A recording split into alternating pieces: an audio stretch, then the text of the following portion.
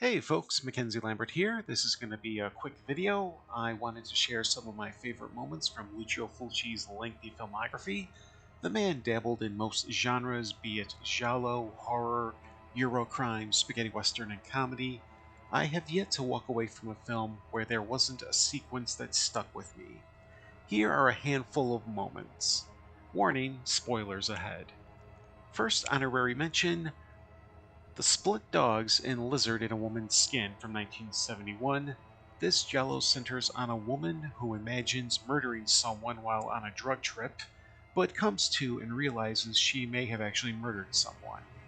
The scene in question has the main character running through a hospital, finding her way into a room with split dogs, internal organs exposed.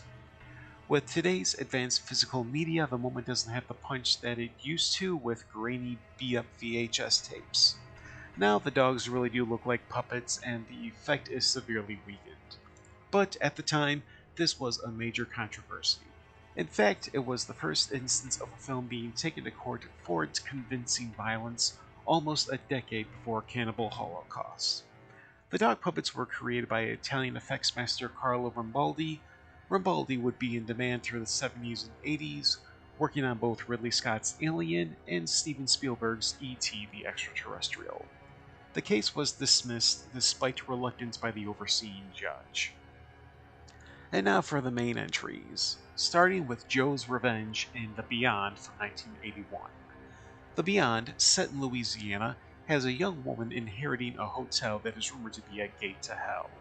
The middle entry of Fulci's Gates of Hell trilogy delivers the gore, the atmosphere, and a grade A score by composer Fabio Frizzi.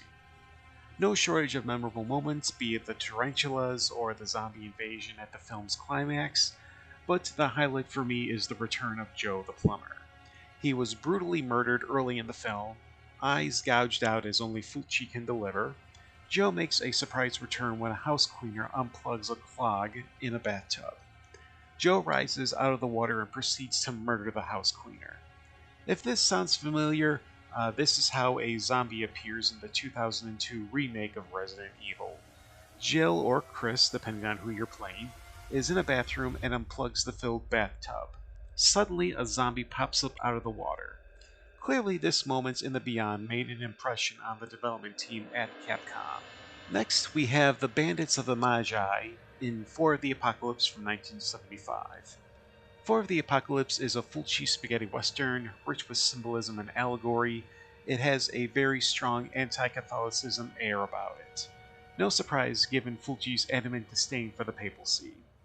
About three-fourths into the film, the main characters, Stubby and Emmanuel, arrive in a town full of outlaws, bandits, and thieves. Emmanuel is on the verge of giving birth.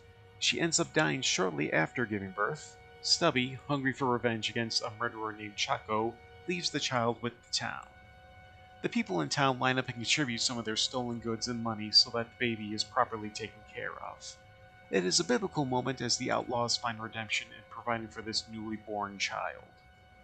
Drilling Killing in City of the Living Dead from 1980. In the past few years, we saw the unfortunate passing of character actor Giovanni Lombardo Radici, aka John Morgan. He was Italy's favorite whipping boy, always on the receiving end of brutal deaths in films like Cannibal Ferox and Stage Fright.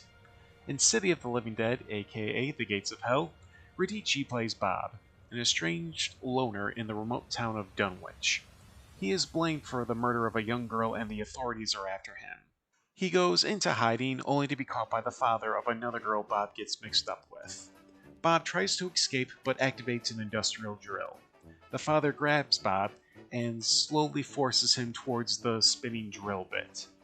This moment is essentially the splinter scene from 1979's Zombie Flesh Eaters, but taken to the next level. You get the same tension buildup and the same payoff. Shark vs. Zombie in Zombie Flesh Eaters from 1979. For many of us, 1979 Zombie was our first introduction to Fulci. We all had that same Anchor Bay clamshell VHS of Zombie, complete with trailers and radio spots. It had gore, the unique Potter's Clay makeup by Gianetto De Rossi, the haunting score by Fabio Frizzi, and a game cast of actors. No matter who you ask, there are two moments that people rave about.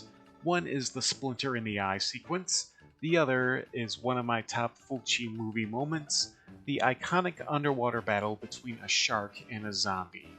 It is one of the most gonzo scenes in not just Fulci's filmography, but in general for horror film. Originally, there was supposed to be an actor with the shark underwater. The actor bailed out the day of the shooting, probably because they realized they would be working with a real shark. So the shark wrangler filled in for the shoot, which is what they probably should have done in the first place. And lastly, my top moment in a Lucio Fulci film, the biggest blood squib ever in Contraband from 1980. We have arrived at my favorite moment in a Fulci film. 1980's Contraband marks the one time Fulci worked in the gritty genre of Eurocrime / polizioteschi. This was a genre heavily inspired by American cinema offerings like The French Connection, Dirty Harry, and Death Wish. Luca is a smuggler who is under pressure to bring in narcotics. With his back against the wall, Luca calls in the old guard, Fulci among them in a cameo. What follows is a satisfying bloodbath with the old-time mobsters taking down the usurpers. The best would be when a henchman played by stuntman Romano Pappo is ambushed, getting both barrels of a sawed-off shotgun directly to the torso. This has to be the biggest blood squib ever in film. He is violently disemboweled. Sadly, the trailer spoils this moment with my words not doing it justice, so avoid the trailer and see this movie to appreciate the moment. And that's it for this video. Thanks for watching. What's your favorite moment in a Lucio Fulci movie? Feel free to sound off in the comments below. Until next time, this is Mackenzie Lambert for Mac in the Movies, signing off.